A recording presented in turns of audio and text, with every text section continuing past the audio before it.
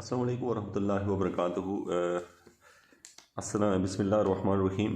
तो स्टूडेंट, आज जो वीडियो मैं आपके लिए बना रहा हूँ ये इंतहाई इम्पोर्टेंट है और मेरे लिए भी बड़ी इंटरेस्टिंग है ये वीडियो, क्योंकि ये वो कॉन्सेप्ट है जिसके लिए ज़रूरी होता है कि हमारे पेपर में ये क्वेश्चन लाजमी पूछा जाता है। अगर आप स्टूडेंट हैं, अगर आप रिसर्च स्टूडेंट हैं, तो आपका ये कॉन्सेप्ट के बगैर आप डिफरेंशियल ज्योमेट्री पे वर्क नहीं कर सकते।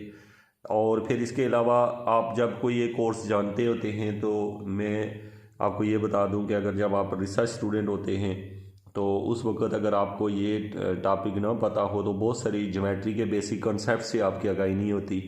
और ज्योमेट्री का इस्तेमाल जो है वो चूँकि हायर मैथमेटिक्स में हर जगह हो रहा होता है और उन्हीं की बेस के ऊपर हम रिसर्च कर रहे होते हैं। तो बहरहाल ये कि यहाँ पर जो आज का आपका टॉपिक है वो है आर, जो है बी या पोजीशन वेक्टर। आर आपका कोई पोजीशन वेक्टर है of a point p on a curve, then prove that r double prime equal to के एन। इसकी अहमियत के ऊपर मैं थोड़ी सी बात करूँ तो ये बेसिकली आपको फेरेड फार्मूला जो है, ठीक है, या फेरेड फार्मूला दोनों हम कह सकते हैं, उसका ये एक पार्ट है। फेरेड फार्मूला जो है वो 3 हिस्सों पे मबनी होता है, जो कि यहाँ लिखा हुआ है। सेरेंट फेरेंट में पहला पार्ट होता है आर डबल प्राइम। अगर कोई बंदा आपसे ये कहता है कि सेरेंट फेरेंट बताएं क्या होता है, तो आप कहते हैं उसके ये 3 कंपोनेंट होते हैं। उन तीनों में से पहला वाला हम प्रूव करने जा रहे हैं। नेक्स्ट वीडियो में हम ये भी करेंगे और ये भी प्रूव करेंगे। लेक्चर को आप तरतीब से देखें तो आपको पता, इनमें जो सबसे, ये तो छोटा सा प्रूव होता है, ये सबसे इंपॉर्टेंट और ज्योमेट्रिकल प्रूव होता है। ये एक एक लाइन इसकी कॉन्सेप्ट बेस होती है। और इंटरेस्टिंग बात ये भी है आप लोगों के लिए कि इंशाल्लाह ये वीडियो देखने के बाद आप प्रॉपर वे से कम से कम ये फार्मूला आपको दोबारा से कभी भूलेगा नहीं इंशाल्लाह। तो स्टूडेंट, सबसे पहले वीडियो स्टार्ट करने से पहले जो है आप लोग जो है चैनल को लाइक कर लें और सब्सक्राइब कर लें अगर आपने अभी तक चैनल सब्सक्राइब नहीं किया, और बेल आइकन प्रेस कर लें ताकि जो ही नेक्स्ट वीडियो आए और आपको इनकी अपडेट मिलती रहे। इस चैनल के ऊपर डेली आपको न्यू मैथमेटिक्स के रेलिवेंट वीडियो मिलती है, जो बड़ा आराम से आप घर बैठ के अपने मोबाइल या लैपटॉप की स्क्रीन पे आप आराम से देख सकते हैं। और आप एग्ज़ाम को अच्छे तरीके से क्लियर भी कर सकते हैं। आप MCQs बेस पेपर कर सकते हैं। आप लेक्चरशिप के टेस्ट क्वालिफाई कर सकते हैं एक प्रॉपर स्टडी से। तो स्टूडेंट, यहाँ पर बात हो रही है आर जो है, यहाँ पर एक पोजीशन वेक्टर है अगर, और ये किसी पॉइंट पी के ऊपर है on a curve, then prove that. ये यहाँ तक जो है, मैं इसको पहले आपको ये लाइन समझा दूँ यहाँ तक, और फिर मैं नीचे वाली लाइन को समझाता हूँ। सबसे पहले आपके जहन में ये आ जाना चाहिए कि हमने कहा कि लेट ये कोई कर्व है और उस कर्व के ऊपर कोई पॉइंट पी है, तो हमने कहा let p is the point, p is the point, कोई पॉइंट है और ये पॉइंट पोजीशन वेक्टर आर बना रहा है। अगर ओरिजिन के लिहाज से इसे देखें तो ये वेक्टर जो पी पॉइंट है, ये आर के रिस्पेक्ट से ये कोई पी पॉइंट आ रही है पोजीशन वेक्टर के लिहाज से, ऐसे वो बता रहा है। अब इसको देखें तो उसने कहा कि let r be the position vector, इसकी बात कर रहा है। Let r be the position vector of a point, of a point मतलब इस पॉइंट के ऊपर है ये, ऑन अ कर्व, और ये किसके ऊपर है, एक कर्व के ऊपर है। तो ये 3 बातें मैंने बता दी आपको कि हमने क्या कहा, लेट आर जो है वो क्या है, एक पोजीशन वेक्टर है, और ये पोजीशन वेक्टर है किसके रिस्पेक्ट से, of a point P point का पोजीशन वेक्टर है, और ये पी पॉइंट एक कर्व के ऊपर है। अगर ऐसा हो तो वो हमें कह रहा है कि जब आप 2 बार डेरिवेटिव लोगे इस आर का, तो ये बराबर हो जाएगा हमारे पास के एन के। और ये एक तो उसने ये बात कही है कि आप ये बात शो करो r double prime equal to के एन। तो स्टूडेंट, एक तो ये हो गया। सेकंड वन, वेयर के जो है यहाँ पे वो कर्वेचर को शो कर रहा है, और n is the unit principal normal at p. तो यहाँ पर एन जो है वो unit principal normal at p है। यहाँ पर मैं एक एक बात आपको बताता चलूँ। कर्वेचर होती क्या चीज़ है, आपको फिजिकली इसका पता हो। मसलन ये अगर देखें, मेरे पास एक कर्व है, इस कर्व में इस पॉइंट के ऊपर एक टेंजेंट ड्रा करें, फिर उससे आगे वाले पॉइंट के ऊपर एक टेंजेंट ड्रा करें, तो वो जो टेंजेंट हैं वो कितने चेंज हो रहे हैं, मतलब उनके दरमियान कितना एंगल का चेंज आ रहा है, यानी कि पॉइंट टू पॉइंट जो एंगल में चेंज आता है। यानी आप ये समझें, मैं इसको अगर जूम करके आपको दिखाऊँ, सपोज एक टेंजेंट ये है, यहाँ जा रहा है, और दूसरा टेंजेंट यहाँ है इधर, तो आप देखिए ना, ये जब मिलेंगे तो यहाँ पे कोई ना कोई एंगल बनेगा, उसका नाम होगा डेल्टा थीटा। याद रखें, जब हम ये बनाते होते हैं तो इस पॉइंट का नाम P है, उस पॉइंट का नाम Q है। इसका मतलब क्या है, इसके मीनिंग ये होते हैं कि जब भी हम कर्व की बात करते हैं तो पी और क्यू दो कंसेक्टिव पॉइंट्स होते हैं, यानी बहुत ही करीब पॉइंट्स होते हैं। एक बात याद रखिएगा, कंसेक्टिव पॉइंट का कभी भी ये मतलब नहीं होता कि दो जुड़े हुए पॉइंट। आप देखें, आपने हमेशा ये पढ़ा है कंसेक्टिव मीन दो जुड़े हुए, लेकिन इसका मतलब ये होता है चूँकि दो जुड़े हुए पॉइंट तो हम कभी निकाल ही नहीं सकते, हर दो पॉइंट्स के दरमियान भी इनफाइनाइट मैनी पॉइंट्स होते हैं, ठीक है। तो दैट्स मीन कि हर पॉइंट्स के दरमियान भी इनफाइनाइट मैनी पॉइंट्स होते हैं। बहरहाल ये कि हम बात करें दो पॉइंट्स एक पी और क्यू, ये बहुत करीब करीब है, लेकिन हम जब बनाते हैं फिगर तो उसको दूर दिखाते हैं ताकि फिगर में से वो बात हम निकाल सकें, वो नज़र आए, वरना वो इतना छोटा होता है, ये छोटा कॉन्सेप्ट, मतलब ज्योमेट्री के पॉइंट ऑफ व्यू से बिल्कुल, जिसको हम दिखा नहीं सकते, इसलिए हम पी और क्यू को एक डिस्टेंस पे दिखा रहे होते हैं। लेकिन अब एक तो ये हुआ कि आपको पता ये चला कि इसका मतलब है ये डेल्टा थीटा का कॉन्सेप्ट आपको बिल्कुल सही है कि डेल्टा थीटा क्या होता है, ये दो टेंजेंट के दरमियान जो है ना वो बनने वाला एंगल होता है, और वो दो पॉइंट्स जो होते हैं वो करीब होते हैं, इसको डेल्टा थीटा कहते हैं। तो डेल्टा थीटा को जब हम डिवाइड करते हैं डेल्टा एस के साथ, ऐसा हम क्यों करते हैं, डेल्टा थीटा को हम डेल्टा एस से क्यों डिवाइड कर रहे होते हैं, क्योंकि यहाँ पे एक चीज़ और आपको पता है, मेरे पास अगर ये कर्व है, बाद में देखें ये प्रूफ सारा आपको यहाँ से मिल जाएगा, आपको एक एक सवाल, आपको एक एक पॉइंट इसका क्लियर होगा, और ये जो कि ज्योमेट्री का बहुत ही बुनियादी कंसेप्ट है, और एक एक पॉइंट इसका जो है ना वो आपको डिफरेंशियल ज्योमेट्री की बेसिक पॉइंट्स में से है, और रिक्वायर भी है आप तमाम स्टूडेंट्स के लिए ये सारे पॉइंट क्लियर करना। मैं इन तमाम पॉइंट्स को अलग-अलग डिस्कस करके जब इनको कंबाइन करूँगा तो आपका ये प्रूफ ऑटो प्रूव हो जाएगा, और आप ये वाले कॉन्सेप्ट तो पूरी डिफरेंशियल ज्योमेट्री में यूज़ होते हैं, हर जगह इस्तेमाल होते हैं, जो मैं आपको यहाँ पर बता रहा हूँ। तो स्टूडेंट अब हुआ क्या, अब ये समझ लें आपके ये जो यहाँ पर जो कर्व है ना, ये जो कर्व है ना, इस कर्व का नाम क्या है आपको पता है क्या है, इस कर्व की जो यहाँ से यहाँ तक है इसका नाम होता है एस। एस मीन इसकी आर्क लेंथ, इसकी लंबाई जो है एस है। लेकिन अगर हम कोई पॉइंट ले लें पी और पी से क्यू ले लें तो उसके दरमियान जो डिस्टेंस होता है उसका नाम होता है डेल्टा एस।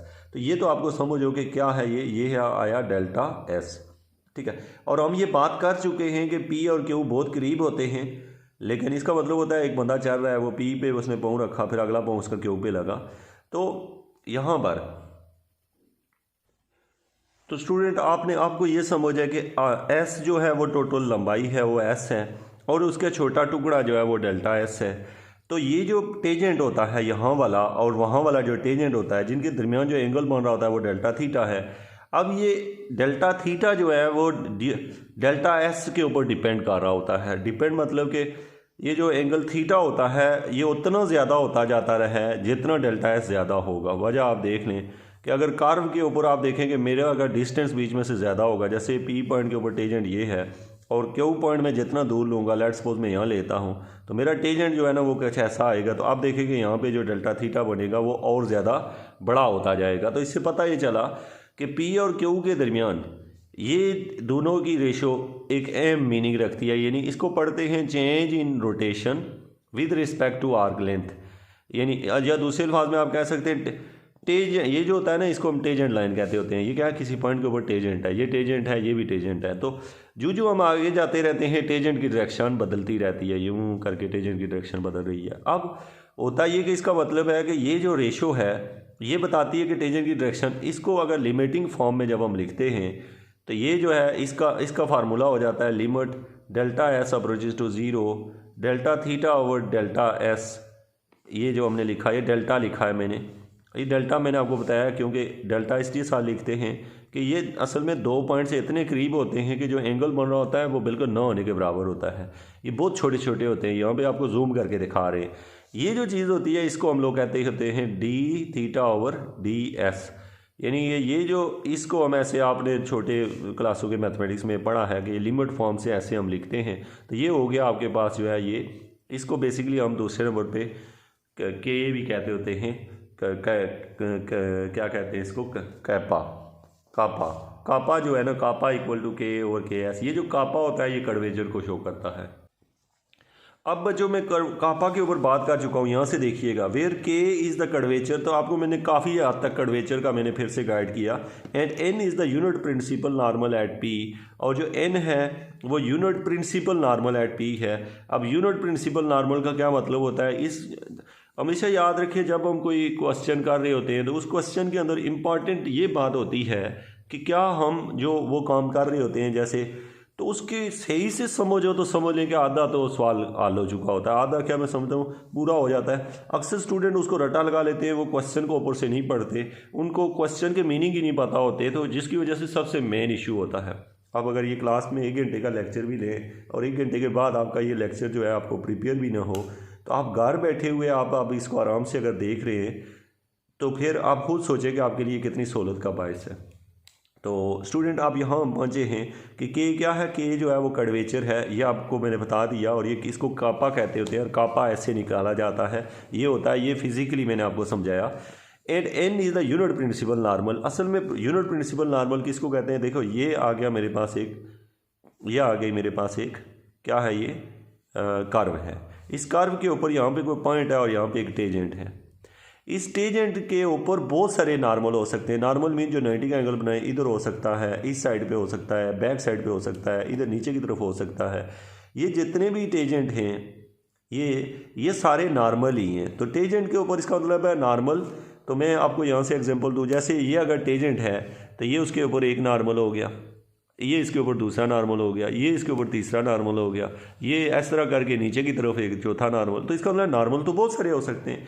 इनमें से जो सबसे एक नॉर्मल होता है जिसको हम लोग कहते होते हैं, इसका नाम हमने रखा है प्रिंसिपल नॉर्मल। मैं एग्जांपल से ये भी बता देता हूँ आपको। मुझे कोई चीज़ चाहिए जिससे मैं प्रूव करूँ। हाँ, ये तो ये देखिए मेरे पास ये पड़ा हुआ होता है यहाँ पे। तो ये जो है मेरे पास, अगर आप मुझसे को पूछता है कि मैं आपको प्रीवियस वीडियोस में बता भी चुका हूँ, आप उन वीडियोस को लाजमी वॉच करें ताकि आपकी डिफरेंशियल ज्योमेट्री का कॉन्सेप्ट अच्छा हो। मैं चूँकि ये जो वीडियो आज की बना रहा हूँ, मैं चाहता हूँ कि इसमें कोई किसी किस्म का आपको अवाम ना हो। और चूँकि ये सबसे इंपॉर्टेंट क्वेश्चन है, 100% श्योर है कि डिफरेंशियल ज्योमेट्री के अंदर वायद ये क्वेश्चन है जो सबसे ज़्यादा कॉन्सेप्शनल क्वेश्चन है, सबसे ज़्यादा कॉन्सेप्ट बेस्ड क्वेश्चन है। तो इसलिए आप यहाँ पे देखें, ये मेरे पास है कर्व, कर्व के ऊपर होता है ये है टेंजेंट। अब टेंजेंट के ऊपर क्या होता है? नॉर्मल, सॉरी, एक प्लेन होता है जो ऐसे होता है। प्लेन बहुत सारे हो सकते हैं, यूँ हो सकता है, लेकिन ऐसे जो प्लेन होता है जो टेंजेंट की डायरेक्शन में होता है, ऐसे प्लेन, जो ऐसा प्लेन जो कर्व के ऊपर टेंजेंट की शक्ल का ऐसे खड़ा नज़र आ रहा होता है आपको, उसमें कोई पूछे टेंजेंट किधर है तो आप कहते हैं टेंजेंट की डायरेक्शन इधर है। ठीक हो गया। ये जैसे मैंने रखा है, टेंजेंट की डायरेक्शन अगर इधर है, इस साइड पे है टेंजेंट की डायरेक्शन, तो नॉर्मल की डायरेक्शन जो इधर होगी ऊपर की तरफ, ये जो होगी ये प्रिंसिपल नॉर्मल होगा। अच्छा, ये दोनों साइडों पे हो सकता है, उधर भी और इधर भी। तो इससे आपने क्या सीखा कि अगर ये आपकी जो कर्व मैंने यहाँ पे ली है, जो मेरी उंगली कर्व है, तो ये अगर उसके ऊपर टेंजेंट है तो ये वाला जो होगा ये नॉर्मल, प्रिंसिपल नॉर्मल कहलाता है। दूसरे अल्फाज में प्रिंसिपल नॉर्मल बेसिकली एक प्लेन होता है जिसको हम ऑस्कुलेटिंग प्लेन कहते हैं। क्या कहते हैं? Osculating plane. ऑस्कुलेटिंग प्लेन जैसे ये नीचे कर्व हो तो उसके ऊपर एक टेंजेंट हो, टेंजेंट के ऊपर एक प्लेन ऐसा आए जिसके अंदर वो लाइन भी आ जाती हो, तो फिर हम ये करते हैं कि उसकी जो चौड़ाई होती है, अगर टेंजेंट की डायरेक्शन यू है तो उसको प्रिंसिपल नॉर्मल का नाम देते हैं। तो इट्स मीन के principal normal basically osculating plane के दो पार्ट्स होते हैं, एक को नॉर्मल कहते हैं और एक को टेंजेंट कहते हैं, टी और एन कहते हैं। तो जो टेंजेंशियल होता है, टेंजेंट की डायरेक्शन इधर है तो नॉर्मल की इधर होती है, इस नॉर्मल का नाम होता है, इस नॉर्मल का नाम होता है प्रिंसिपल नॉर्मल। वैसे तो नॉर्मल ये भी है लेकिन इसका नाम नहीं है, इसका नाम होता है प्रिंसिपल नॉर्मल, जो कर्व के रिस्पेक्ट से होता है। तो यहाँ तक तो आपको ये बात क्लियर होनी चाहिए कि यहाँ पे ये सारे पॉइंट्स हमने यहाँ तक डिस्कस कर लिए। अब इसके प्रूफ की तरफ जाते हैं। अब अच्छा, इसके प्रूफ में सबसे पहली बात जो यहाँ पर दी हुई है, बहुत ही इंटरेस्टिंग ये फिगर भी है और इसको याद करवाता भी हूँ मैं आपको, और ताकि आप इसको याद भी कर लें और हर एक चीज़ को समझ के आगे चलें। अब देखिए, ज़्यादातर चीज़ें तो मैं आपको बता ही चुका हूँ, पीछे वही चीज़ें दोबारा आ रही हैं। अच्छा, यहाँ पर मैंने ये कहा, मैं सबसे पहले यहाँ पर मैं ये तो नहीं कह सकता मेरी ज्योमेट्री बहुत बुरी है, अच्छी है, लेकिन मैं मेहनत से उसको बनाता नहीं हूँ, तो इसलिए कि अच्छा, यहाँ पर देखें, ये मेरे पास एक कर्व है, इस कर्व के ऊपर एक पॉइंट का नाम है पी है, और यहाँ पर एक लाइन है, ठीक है, यहाँ पर एक लाइन है जो आपने यहाँ पे ऐसे समझनी है। तो मैं यहाँ पर वो लाइन ड्रा कर लेता हूँ। ये मेरे पास एक लाइन है और एक लाइन ये है। अब स्टूडेंट क्या हुआ, ये पी जो पॉइंट है आपका, ये वाला पॉइंट, और एक पॉइंट यहाँ पर है, उसका नाम क्यू है।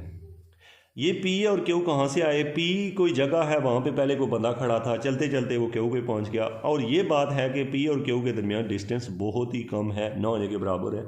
हम अपनी समझ के लिए ज़्यादा लिख रहे हैं। अब यहाँ से लेके यहाँ तक का जो है, जो वेक्टर बन रहा है, इस वेक्टर का नाम आर पोजीशन वेक्टर है। अब यहाँ से यहाँ पहुँचने के दौरान जो लंबाई तय हुई है वो है डेल्टा एस। एक एक चीज़ को यहाँ समझिएगा, यहाँ पे जो लंबाई तय हुई है डेल्टा एस, मतलब आर्क लेंथ का एक छोटा सा हिस्सा। और जो यहाँ से पहुँचने में यहाँ पे जो पोजीशन वेक्टर में चेंज आया है वो आया है, इसका नाम अगर आर था तो यहाँ आर प्लस डेल्टा आर आया। क्या मतलब डेल्टा आर? कि वही वाला आर है लेकिन उसमें थोड़ा सा कुछ बदल गया, कुछ थोड़ा बहुत उससे कम ज़्यादा हो गया। डेल्टा आर अगर नेगेटिव हो तो ये उससे इसकी निस्बत ये छोटा हो जाएगा, अगर ये पॉजिटिव हो, मतलब इसकी कीमत की बात कर रहा हूँ, तो फिर उसका मतलब है ये उसमें जो भी चेंज आया। याद रखें, चूँकि अगर कर्व जिस तरह की बेंड होती है ना, मसलन कर्व ज़्यादा बेंड हो तो हो सकता है कि ये आर ज़्यादा बड़ा हो वो छोटा हो, लेकिन जो भी होगा, अगर इसकी कीमत 10 है उसकी 8 है तो इसका मतलब है इसको हम 10-2 लिख सकते हैं। और अगर इसकी कीमत 10 है और उसकी टोटल 12 है तो ये इसे अगर 10 कहा हुआ है तो उसे 10+2 लिख सकते हैं। बहरहाल ये कि हम इसके हिसाब से उसको भी लिखते हैं। तो ये आपका हो गया, ये 4 बातें तो आपको पता चल गई हैं। अब इस फिगर को साथ साथ देखते रहिएगा। मैं आपको बता चुका हूँ पी का भी और क्यू का भी, चूँकि फिगर यही बननी है। पी भी बता चुका हूँ, क्यू भी बता चुका हूँ, और ये जो लंबाई है इसका नाम यहाँ पे लिखा हुआ नहीं है, मैं बता चुका हूँ इसका नाम डेल्टा एस है, क्योंकि ये आर्क लेंथ है यहाँ से यहाँ तक जो है ये क्या है, डेल्टा एस है। अब अगली बात देखें, ये आर है और ये आर प्लस डेल्टा आर है। यहाँ तक आप इसको पढ़ चुके हैं। अब आगे देखें फिगर के पॉइंट ऑफ व्यू से। अब देखें यहाँ पे आपने एक टेंजेंट ड्रा करना है। जो अब टेंजेंट आपको पता है वो लाइन होती है जो इसको टच करके गुजर जाए। ये हो गई, यहाँ से इधर आ गया, और दूसरी लाइन जो है वो मैं यहाँ से ड्रा कर रहा हूँ, यहाँ से इस साइड पर। अब देखें तो ये इसका मतलब पी पॉइंट के ऊपर भी टेंजेंट लिया, क्यू पॉइंट के ऊपर भी टेंजेंट लिया, और उन टेंजेंट के दरमियान में जो एंगल बना है उसका नाम क्या है, डेल्टा थीटा है। अब मैं आपको स्टूडेंट यहाँ पे वापस लेके चलता हूँ। आपको जो पता ना चाहिए, ये पी पॉइंट था, ये क्यू पॉइंट है, उसके ऊपर हमने ये टेंजेंट ड्रा किया, एक टेंजेंट वो ड्रा किया, दरमियान जो एंगल बना वो है डेल्टा थीटा। अब आगे समझिएगा, जो आगे मेन फैक्टर है हमारा। अब देखें स्टूडेंट, हम ये कह रहे हैं यहाँ से जितनी एक ये आर्क लेंथ है, ये जितनी आर्क लेंथ है उतनी आर्क लेंथ आप यहाँ ले लें, ठीक है। जितनी आर्क लेंथ ये है उतनी आप, इसका मतलब क्या है, इसका मतलब ये है कि आप यहाँ से नोट करें कि यहाँ से लेके यहाँ तक की जितनी आर्क की लंबाई है उतनी ही लंबाई इधर भी लानी है। अब इतनी लंबाई लाने के लिए हमें इनको बढ़ाना पड़ेगा। ये कहीं दूर जाके इतनी लंबाई का कुछ यहाँ पे बनेगा, समझ आ गई। जितनी लाइन यहाँ से थी हमने देखा उतनी ही हमने यहाँ पे भी लेके चलेंगे। उससे क्या हुआ कि ये जो फिगर हमें नज़र आ रही है, ये जो इस टाइप की है, और इसकी ये जो लंबाई है इसका नाम डेल्टा एस है। क्यों डेल्टा एस है? क्योंकि इसकी लंबाई डेल्टा एस थी तो उसकी भी लंबाई डेल्टा एस है, क्योंकि जितना ये था उतना ही दूर जाके हमने बना के उतना ही साइज़ का बनाया है। इसलिए आपको ये पता हो, ये अगर डेल्टा एस है तो वो भी डेल्टा एस है। यहाँ तक आप पहुँचे कि ये है बच्चों, यहाँ तक मैं यहाँ लिख देता हूँ, ये अंदर डेल्टा एस है, और ये जो बाहर वाला हिस्सा है ना ये भी डेल्टा एस ही है। ये क्या है? डेल्टा एस है। तो शॉर्टेस्ट आया हमारे पास वो क्या है? डेल्टा टी है। यहाँ पे डेल्टा टी मतलब ये बताते खुद एक टेंजेंट है, अच्छा, यानी चेंज इन टी है। अब नोट कीजिएगा, अब आपने कह दिया यहाँ पे जो मैं लाइन लगा रहा हूँ ये, इसका नाम आपने रख लिया डेल्टा टी। ये लाइन इस पॉइंट से मिल रही है, इधर से सीधी लाइन है, ठीक है, ये हो गया। अब यहाँ तक इस फिगर को आपको क्लियर होना चाहिए। एक एक पॉइंट जो है मैं एक दफ़ा फिर बता देता हूँ आपको, ताकि आपका ये पॉइंट क्लियर हो। तो आपने जल्दी से सारी फिगर ड्रा करनी है, और फिगर के ऊपर ही ये सारा सवाल हल होना है। तो मैंने यहाँ से ये कहा, ये एक ले लिया, यहाँ पर एक कर्व थी, पी पॉइंट ले लिया, या आपने राफ में चाहे प्रैक्टिस करनी है, ये क्यू पॉइंट ले लिया, इनके दरमियान जो डिस्टेंस है वो डेल्टा एस है। यहाँ से यहाँ तक का डिस्टेंस आर है, यहाँ से यहाँ तक का distance r plus delta r है, ठीक हो गया। अब हमने यूँ किया, यहाँ पर एक टेंजेंट ले लिया, एक टेंजेंट हमने यहाँ ले लिया, यहाँ पे जो एंगल बना वो डेल्टा थीटा है। जितनी इसकी लंबाई है उतनी लंबाई का यहाँ पे हमारे पास एक आर्क लेंथ ली। अब इसके दरमियान में हमने शॉर्टेस्ट पाथ देखा, उसका नाम रखा डेल्टा टी। इसका नाम टी होता है, चूँकि टेंजेंट है तो उसका नाम क्या होता है? डेल्टा टी रखते थे। ये वाला हिस्सा ये टी था और वो क्या है? Delta T. यहाँ हम पहुँचे हैं, आपको बाकी तमाम चीज़ों का पता है, ये आर है, ये सारे। तो यहाँ पे फिगर को आप अगर गौर करें तो होप्स हो कि आप इसको आप अंडरस्टैंड भी करेंगे कि क्या हुआ है। जो आपने देखा अभी, ये आर है, r plus delta r, p है, क्यू है, और ये जो भी साइज बन रहे हैं आपने वहाँ पे देखे, ये डेल्टा टी है, ये टी हो गया, और इस फिगर का नाम रख दिया बी ई एफ रख दिया। और इधर से जब इस लाइन को हमने इधर बढ़ाया, यहाँ से भी मैं आपको दिखा देता हूँ, ये थीटा है, वो थीटा प्लस डेल्टा थीटा है। क्यों है मैं बता भी देता हूँ आपको ये, ताकि आपको मसला ना हो। यहाँ से नोट कीजिएगा, मैं आपको ये मेरे पास एक कर्व थी, ये एक पॉइंट है, एक ये है, पी है, क्यू है। आपने यहाँ पे जब टेंजेंट ड्रा किया ना, वो यूँ जा रहा था, यहाँ वाला टेंजेंट यूँ जा रहा था। अब ये टेंजेंट ज़ाहिर है नीचे आके किसी जगह मिलते हैं, वहाँ जहाँ नीचे आके मिलते हैं ना, यहाँ से आप देख रहे हैं वही वाला टेंजेंट इधर है, ये भी नीचे तक मिलाया, ये वाला जो एंगल है इसका नाम हमने थीटा रख दिया। ठीक है, तो इससे पता ये चला कि जो ओरिजिनल एंगल है, जो ओरिजिनल टेंजेंट है, ये भी टेंजेंट है, लेकिन ये अगले कदम का टेंजेंट है, आगे जाने का टेंजेंट है ये। तो जो ओरिजिनल टेंजेंट है वो थीटा एंगल बना रहा था एक्स एक्सिस के साथ, और जो दूसरा वाला टेंजेंट है, दोनों के दरमियान टेंजेंट और जो ओरिजिनल टेंजेंट और जो नकली टेंजेंट है, नकली टेंजेंट मतलब कि जो बाद में बना है, उनके दरमियान जो एंगल बन रहा है वो डेल्टा थीटा है। याद रखिएगा, ये अगर टेंजेंट है ना, तो इस वाली साइड का नाम टी प्लस डेल्टा टी है। यहाँ लिखा हुआ है, आपको कम दिखाई दे रहा होगा, टी प्लस डेल्टा टी है। रीज़न क्यों डेल्टा टी है आपको मैं यहाँ बता चुका हूँ। अगर ये आर है तो ये आर प्लस डेल्टा आर है, यही बात यहाँ भी है। अगर ये टेंजेंट है तो दूसरे वाला भी टेंजेंट ही है, लेकिन उसमें टी प्लस डेल्टा टी है। ठीक है, तो एक तो ये हो गया। अब यहाँ पे जो एंगल बना है वो थीटा है, और यहाँ पे एंगल जो बना है वो थीटा प्लस डेल्टा थीटा है। अच्छा, अब आपका सवाल ये भी बनता है कि हमें कैसे पता चला कि थीटा प्लस डेल्टा थीटा यहाँ बना हुआ है। देखें स्टूडेंट, यहाँ पे अगर थीटा है, यहाँ पे एंगल थीटा है, तो ये डेल्टा थीटा चूँकि बहुत थोड़ा चेंज है, उस यही जो है ना थोड़ा घुमा है, तो उस वजह से आया। अब आप खुद सोच लें कि टोटल एंगल कितना होता है, 180। कितना होता है, 180, 180 होता है। आपको इस बात का पता है कि जितना एंगल यहाँ बना करता है डेल्टा थीटा, अपोजिट पे भी उतना ही बनता है। यहाँ पे ये आपने छोटी क्लासों में पढ़ा हुआ है कि अपोजिट एंगल सेम होते हैं। ठीक है, सेम मतलब मैं यूँ क्रॉस लगाऊँ तो अगर ये डेल्टा थीटा है तो यहाँ पे भी डेल्टा थीटा ही होगा, उसके वर्टिकल एंगल जो है ये।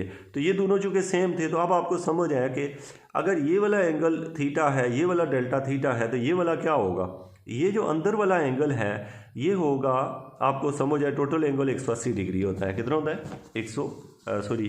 टोटल 180 होता है किसी ट्रायंगल के अंदर। ये ट्रायंगल देखे, अगर ट्रायंगल की एक साइड डेल्टा थीटा हो और दूसरी साइड थीटा हो, तो कोई पूछे ये क्या है, तो आप कहते हैं कि टोटल 180 होता है, टोटल 180 होता है। तो यहाँ से उसकी कीमत निकालनी पड़े तो आप क्या निकालेंगे, इन दोनों को ऐड कर देंगे, theta plus delta theta, theta plus delta theta. और इस एंगल की कीमत का हमें नहीं पता, इसका नहीं पता। और अब देखें इसका कैसे पता चलेगा, ये मैं लाइन आगे बढ़ा रहा हूँ, ये टोटल, अच्छा ये इसके अंदर 180 होता है।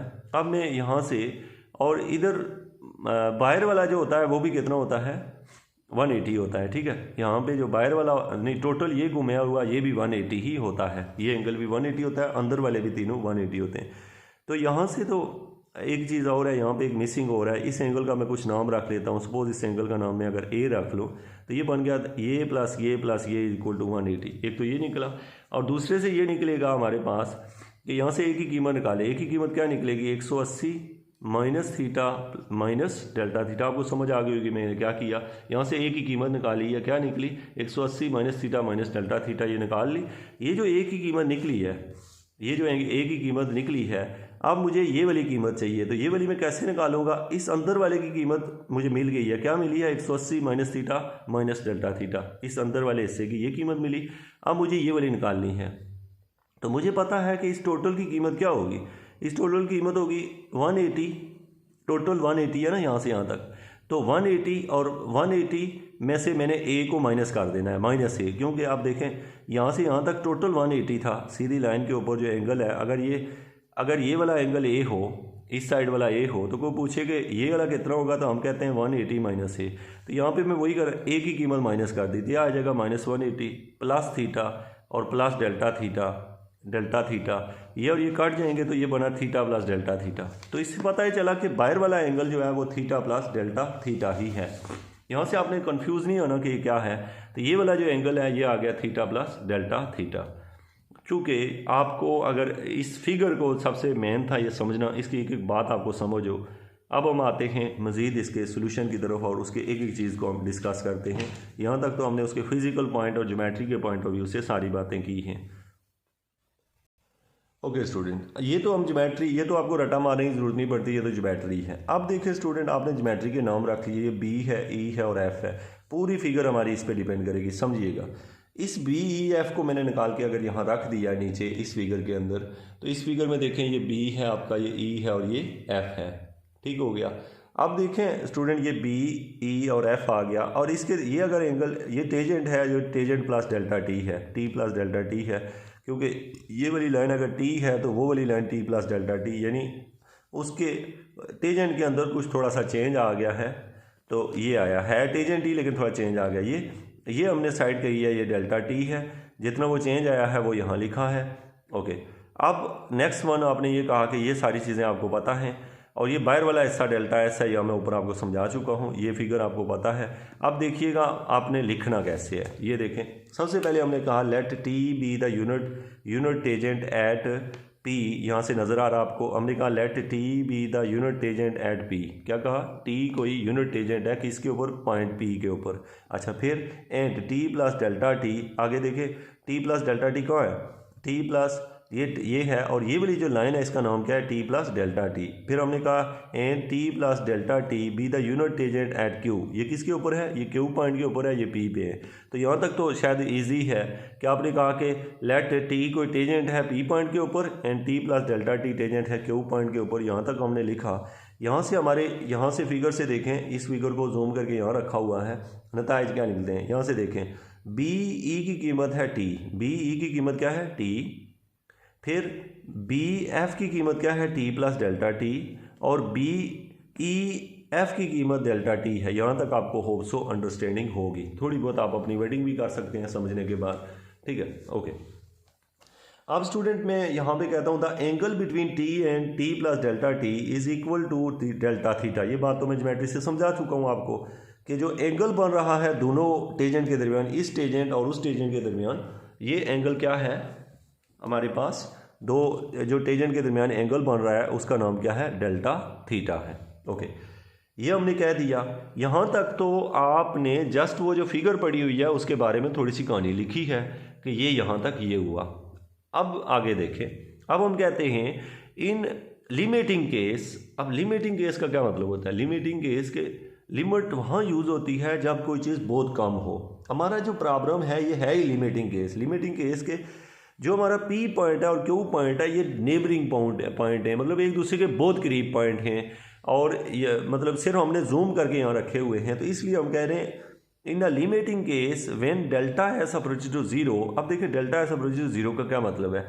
Delta S approaches to zero का मतलब है कि आप यहाँ पे इमेजिन करो कि ये पी और क्यू आपको दूर दिखाई दे रहा है। अगर इस क्यू को मैं करीब लाता जाऊँगा तो खुद ब खुद ये डेल्टा थीटा कम होता जाएगा। आपको नज़र आ रहा है कि नहीं?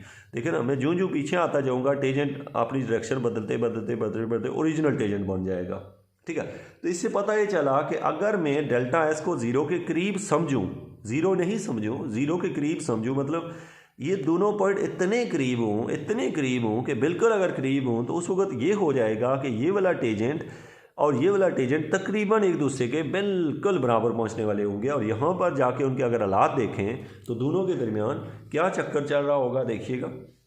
दोनों में आप देखें तो मैंने कहा कि मेरा जो पहला वाला टेजेंट था वो यहाँ पर था, और एक टी ये था, ये टी था, ये टी प्लस डेल्टा टी था, यहाँ पे डेल्टा थीटा था, यहाँ पे डेल्टा थीटा था।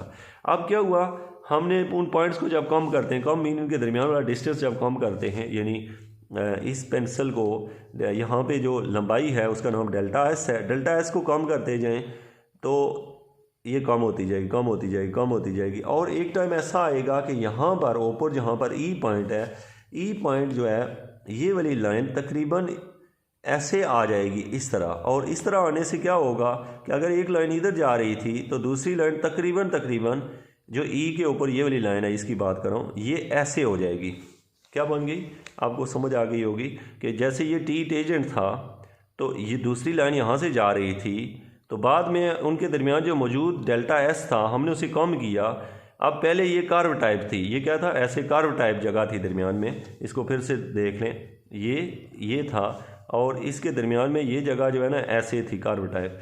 अब हुआ क्या, अब ये पहले कर्व टाइप है, कर्व समझ रहे हैं ना, ऐसे बेंड सी थी। जो मैं करीब आता जाऊंगा, जब और करीब आऊँगा ये कर्व कम होती जाएगी, और मैं करीब आऊँगा तो ये कर्व और कम, और ज़्यादा करीब आऊँगा तो ये कर्व जो है ना एक टेंजेंट बन जाएगी। तो ओवरऑल अगर इस फिगर को जूम करके देखूँ तो वो एक राइट ट्रायंगल नज़र आएगी। फिर हमें क्या नज़र आएगी, राइट ट्रायंगल। उसका एक हिस्सा टी होगा और ये टी, अच्छा डेल्टा टी होगा और ये टी प्लस डेल्टा टी होगा, लेकिन अब ये ट्रायंगल राइट ट्रायंगल बन चुकी होगी। ठीक है, तो इससे पता चला कि जो टी के ऊपर डेल्टा टी जो है वो बिल्कुल क्या आ जाएगा, 90 का एंगल बनाना शुरू कर देगा। अब मैं समझाता हूँ आगे क्या है। हमने कहा इन लिमिटिंग केस जब delta S approach to zero हो जाएगा, ज़ीरो मतलब कि ये वाला डिस्टेंस दरमियान से हमने कम करके पीछे लाएंगे, तो होगा क्या, delta T is perpendicular to T, तो डेल्टा टी के परपेंडिकुलर हो जाएगा। यहाँ मैंने फिगर से आपको दिखाया, ये देख ले, डेल्टा टी के परपेंडिकुलर हो जाएगा। यही बात मैंने आपको समझाई। एक दफ़ा फिर इसको यहाँ से देखा आपने, ये फिगर थी, यहाँ ऊपर एक कर्व टाइप जगह थी, डेल्टा एस इसका नाम था।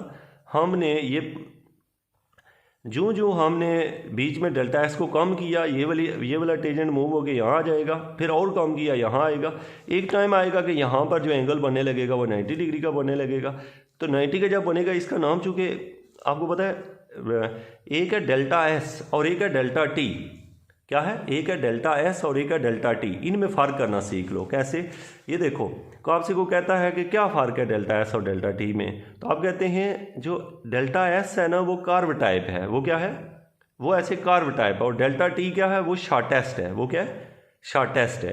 तो इनमें ये फ़र्क है। तो अब हमने कहा अगर डेल्टा एस बहुत छोटा हो जाए तो और फिर डेल्टा एस भी डेल्टा टी के बराबर हो जाएगा। क्या हो जाएगा, डेल्टा एस और डेल्टा टी दोनों बराबर हो जाएंगे। वजह क्यों हो जाएंगे, क्योंकि मैं समझा चुका हूँ आपको कि जब हम इसके बहुत करीब आ जाएंगे तो ये दोनों लाइनें, अगर आप ज्योमेट्रिकली देखें इस पॉइंट को, ये कर्व टाइप है। चूँकि मैं इसकी ज्योमेट्री से ही नहीं ड्रा कर पा रहा, जिसकी वजह से आपकी फीलिंग थोड़ी डिफरेंट होंगी, कि मैं ये कह रहा हूँ कि मैं इस कर्व टाइप को अगर मूव करके यहाँ लाता हूँ, पहले इस कर्व के अंदर बेंडनेस इतनी ज़्यादा थी, जब मैंने यहाँ लाई तो अब बेंडनेस और कम हो गई।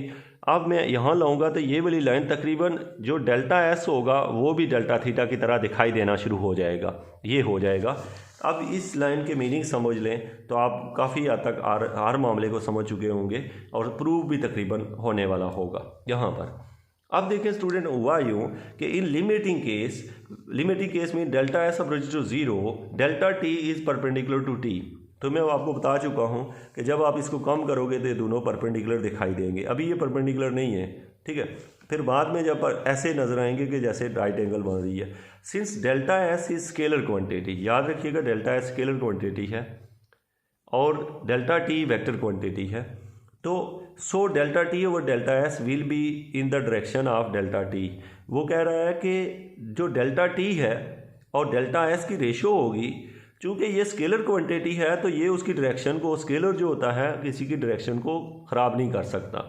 मतलब जो डायरेक्शन इसकी होगी वही डेल्टा टी की भी होगी। क्योंकि मैं आपको ये बताऊं कि मुझे कोई कहता है कि एक वेक्टर है, उस वेक्टर को जब आप एक वेक्टर है, एक वेक्टर को 2 से डिवाइड करें तो ये जो वेक्टर नया वाला बनेगा, जो पहले ए वेक्टर था, तो फिर उससे ये नतीजा निकला कि ये जो नया ये वेक्टर है इसकी जो डायरेक्शन है इसकी भी वही डायरेक्शन होगी।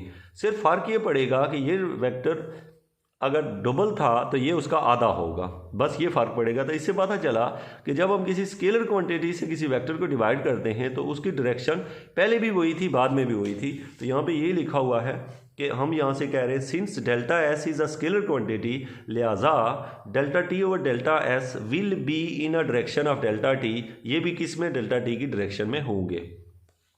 And hence is perpendicular to T, और इससे ये बात भी पता चली है कि ये परपेंडिकुलर टू टी होगा। क्यों, मैं आपको रीज़न बता चुका हूँ कि जब ये वाला पॉइंट यहाँ पहुँचेगा तो यहाँ पे सीधी सी लाइन बन जाएगी। जब सीधी लाइन बनेगी तो टी और डेल्टा टी परपेंडिकुलर हो जाएंगे। यहाँ तक आपकी बात क्लियर हो गई कि आपने क्या किया। ये थोड़ी सी स्टेटमेंट के ऊपर हमें बहुत ज़्यादा मेहनत करनी पड़ी। अब इसका नेक्स्ट पार्ट देखें, ये देखें जी। अब हमारे पास आ गया, इसमें क्या आ गया, delta T over delta S will be in the direction of normal at P. इसका क्या मतलब है, ये बहुत इंटरेस्टिंग बात है। यहाँ पर ये वाली लाइन तो इवन के अब यहाँ से आप समझ तो चुके, क्या समझ चुके, मैंने आपको एक बात समझाई है अभी शुरू में कि ये अगर मेरे पास एक प्लेन है और इस प्लेन का ये हिस्सा अगर टेजेंट है तो वो हिस्सा अगर प्रिंसिपल नॉर्मल है, तो चूँकि नॉर्मल हमेशा टेजेंट के परपेंडिकुलर होता है, यानी दोनों के दरमियान 90 का एंगल बन रहा होता है।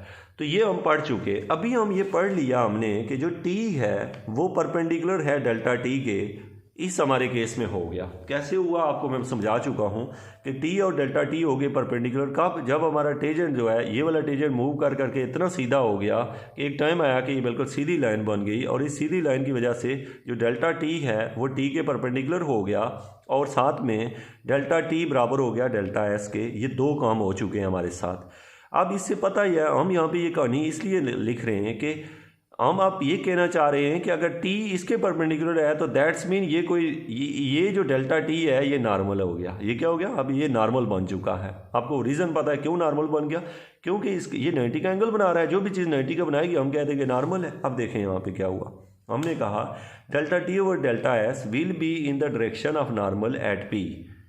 तो हमने कहा ये जो होगा ये जो है नॉर्मल की डायरेक्शन में होगा, ठीक है, क्योंकि हम कह चुके हैं किसके नॉर्मल की, टेजेंट के रिस्पेक्ट से। हमेशा नॉर्मल होता ही टेजेंट के, जिधर टी होगा, अगर टी इधर है टेजेंट की डायरेक्शन तो नॉर्मल सपोज इधर होगा या उधर होगा, किसी एक डायरेक्शन में होगा।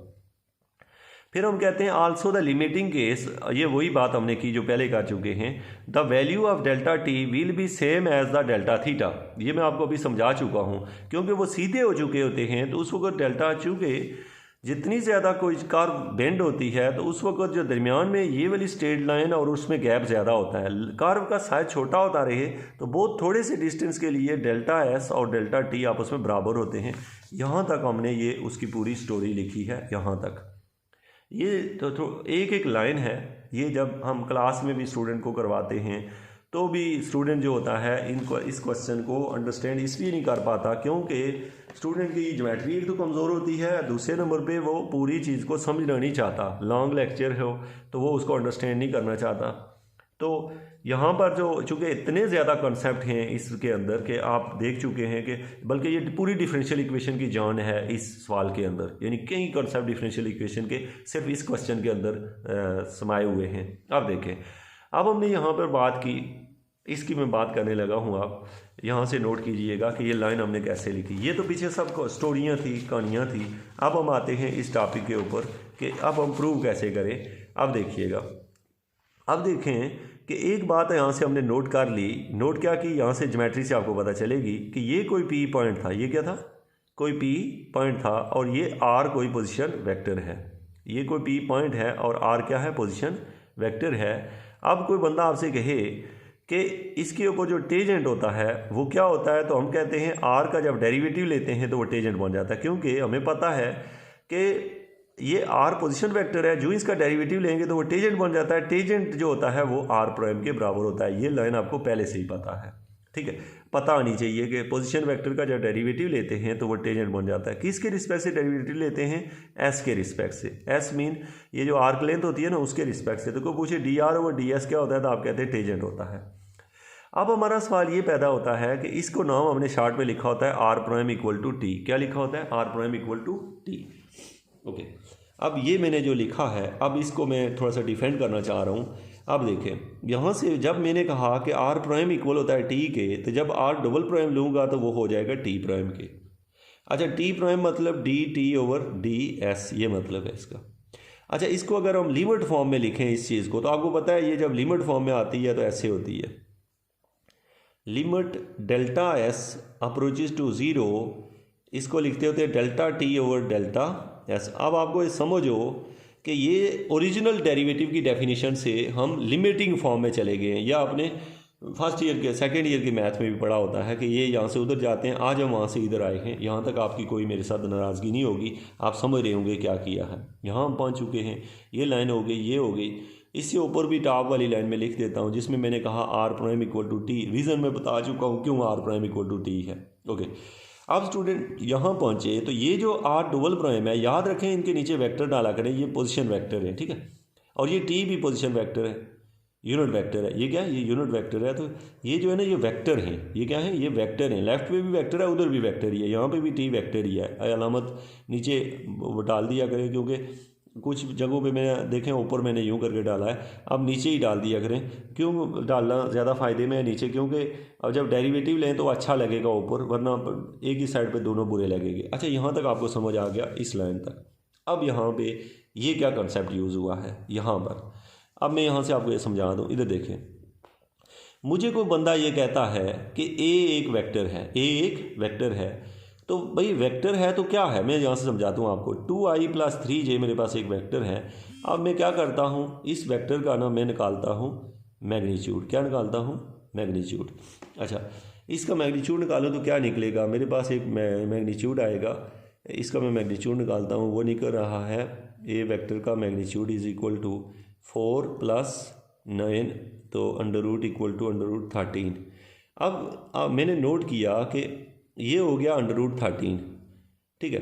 अब देखें, मैं ये है मेरा ये मैग्नीट्यूड, इसका मैग्नीट्यूड। अब मैं इसका यूनिट वेक्टर निकालूँ तो यूनिट वेक्टर किसके बराबर है? 2/√13 i और +3/√13 j, ये हमने लिख लिया, ठीक है। अच्छा, ये जो लिखा है ना a = 2/√13 i + 3/√13 j, ये हुआ है। तो इससे आपने एक चीज़ सीखी है। अब यहाँ से देखना ये बात प्रूव होती है कि नहीं, कि a वेक्टर बराबर है a वेक्टर का मैग्नीट्यूड और यूनिट वेक्टर। ये लाइन देखें, अब पुट करके देख लो, ये दोनों जब हम आपस में देखें मैग्नीट्यूड को इससे मल्टीप्लाई करेंगे, यही वाला बन जाता है। तो इससे हमने एक बात सीखी है कि जब कोई वेक्टर हमें दिया हुआ हो तो उसको मैग्नीट्यूड में लिखें और साथ में उसका यूनिट वेक्टर लिख दें तो लिख सकते हैं, ठीक है। ये बात हमें पता है, ये काम हमने यहाँ कर दिया। जब हमने इसको तोड़ दिया, इसको फार्मूला लगा दिया, यहाँ पर मैं ये लिखने के बजाय ये लिख देता हूँ कि ए वेक्टर बराबर होता है ए वेक्टर और ए वेक्टर का यूनिट वेक्टर, दोनों मल्टीप्लाई होते हैं तो यही बनता है। मैंने उसी फॉर्म में इसको लिख दिया, इसके ऊपर ये डाल दिया मीन इसका मैग्नीट्यूड और ये उसका यूनिट वेक्टर n आ गया। अब आपका सवाल है कि ये उसका यूनिट वेक्टर है कैसे, क्योंकि आप अभी पढ़ के आए हो। क्या पढ़ा आपने ये पढ़ा, फिज़िकली आप पढ़ के आए हैं कि अभी हमने पढ़ा कि टेंजेंट की डायरेक्शन अगर ये थी तो जो हमारा इधर वाले वेक्टर था जिसका नाम t + Δt था, और यहाँ पर जो लाइन लगी है उस लाइन का नाम था यहाँ वाली लाइन ΔT थी। अभी हम पढ़ के आए हैं कि जो टेंजेंट के ऊपर नहीं, इधर जाएगा, ये टेंजेंट के ऊपर जो 90 का एंगल बनाता होता है वो चाहे ΔT हो या n हो, एक ही चीज़ होती है, वो नॉर्मल ही होता है, ठीक है। तो इससे ये पता चला कि ये जो n है ना, ये नॉर्मल है। ये क्या है? n नॉर्मल है, और ये नॉर्मल मतलब कि उसके साथ है। तो इसको मैं आपको यहाँ पे फिर दिखा देता हूँ। ये जो है ना t टेंजेंट है, ये जो है ना यहाँ पर ये मेरे पास जो लाइन आ रही है ना ऐसे, तो मैंने आपको अभी समझाया कि ये वाली जो लाइन है इसका नाम t है, इसका नाम ΔT है, और इसका नाम इस वाली लाइन का नाम t + ΔT है। अभी हम ये बात की हमने कि टेंजेंट के ऊपर जो 90 का एंगल बनाए वो नॉर्मल होता है।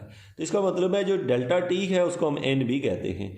तो what is different between n और ΔT, यहाँ पर एक बहुत इंपॉर्टेंट बात आती है। n जो है ये एक यूनिट वेक्टर है, ΔT एक वेक्टर है, बल्कि ये भी चेंज इन यूनिट वेक्टर है। अब आप यहाँ से ये समझिएगा कि यहाँ से मैंने ये क्यों लिखा, मैंने इसके ऊपर इतनी बहस की है। तो मैंने आपको इस फार्मूले से बताया कि इसका मैग्नीट्यूड और उसका यूनिट वेक्टर क्या होता है। जैसे ना कोई बंदा आपसे कहे ना कि ये एक वेक्टर है, इसका यूनिट वेक्टर n है, एक और वेक्टर है उसका यूनिट वेक्टर b है, तो अब हम कहते हैं दो वेक्टरों की अगर डायरेक्शन सेम हो तो उनके यूनिट वेक्टर एक जितने हैं। यूनिट वेक्टर की मैग्नीट्यूड ही 1 होता है, डायरेक्शन, तो ये दोनों डायरेक्शन को शो कर रहे होते हैं। इसलिए यहाँ पर हमें ΔT और ΔS का असल में लिखना क्या चाहिए, हमें कि ऊपर कैप डालनी चाहिए। वो भी मैं यहाँ लिख देता हूँ कि आपको पता है कि ΔT और ΔS कैप किसके बराबर होगा। यहाँ पे लिख दूँ अगर ΔT और ΔS ये कैप है, कैप मतलब इसका यूनिट वेक्टर n के ही बराबर है, n नॉर्मल के, इसलिए हमने ऐसे इस तरह लिख दिया है। ओके, अब आगे जाए। अब हम कहते हैं where n is a unit normal at point P, ये वैसे उसी के बारे में लिखा यूनिट नॉर्मल है। अब देखें स्टूडेंट, हमने किया क्या है, ये मॉड इलादा कर दिया, चूँकि लिमिट के ऊपर तो इसका कोई इफेक्ट होता नहीं है, इलादा किया और ये ऐसे ही है। अब देखो, अभी हम पीछे पढ़ के आए थे कि जो हमारा जब कर्व सीधी हो जाती है तो उस वक्त ΔT और ΔS बराबर हो जाते हैं, तो इसलिए ये हो गया ΔT और ΔS।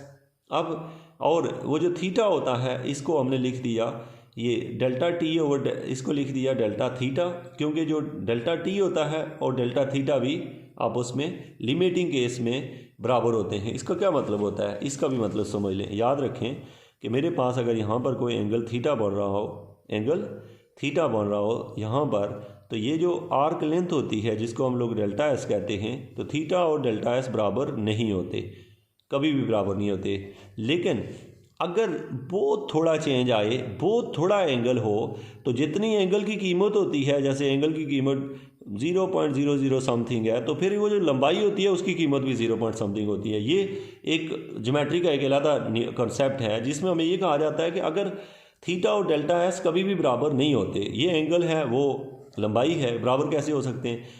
और ये तो डिग्रीज़ में होता है, 60 डिग्री या 30 डिग्री, लेकिन बहुत थोड़ी कीमत के लिए जितनी कीमत इसकी होती है उतनी कीमत उधर भी डेल्टा एस की होती है। तो ये ज्योमेट्री का हमने ये कॉन्सेप्ट यूज़ किया फॉर अ लिमिटिंग केस, ये ऐसे लिख सकते हैं। तो इसकी जगह ये लिख दिया और ये उसका मैग्नीट्यूड आ गया, और नीचे जाके डेल्टा एस का जो माड होता है वो डेल्टा एस ही है, क्योंकि माड का मतलब होता है चीज़ों को पॉजिटिव लिखना। तो चूँकि डेल्टा एस है ही पॉजिटिव, तो मसलन आपसे कोई कहे कि 2 का माड क्या होता है, तो 2 का माड 2 ही होता है, तो ये हमने यहाँ लिख दिया। अब ये जो डेल्टा थी और डेल्टा एस होता है, ये लिमिट की डेफिनेशन है, इसको लिख सकते हैं ये। और ये हम सबसे पहले मैंने आपको बताया था ये के होता है, तो यहाँ से प्रूव हुआ कि R double prime equal to के एन होता है। शार्ट से इसकी समरी देख लेते हैं। छोटा सा सवाल था, ये हमने पूरा डिस्कस किया, ये हमें दिया हुआ था, हमने सबसे पहले ये फिगर बनाई, फिगर बनाने के बाद इसके अंदर ज्योमेट्रिकल कॉन्सेप्ट के ऊपर बात की। ये जो कीमतें हमने लिखी, यहाँ पर हमने जो कहानी लिखी है सारी मैंने आपको डीपली बताई है कि ये जो स्टोरी लिखी है इसका मकसद सिर्फ बच्चों को ये बताना था कि लिमिटिंग केस में जब ये यहाँ से यहाँ चले जाते हैं तो क्या इम्पैक्ट पड़ता है। बाकी जो है ना इस लाइन की बेस पे हमने इसे प्रूव किया। पेपर पॉइंट ऑफ व्यू से अगर आप करें तो पीछे जो मर्जी लिखें, आगे जाके ये 3-4 लाइनें लिख दें, पेपर आपका हो जाता है, क्योंकि वहाँ पे कॉन्सेप्ट नहीं चलते, पेपर जो है वो वैसे ही हो जाता है। Thank you very much.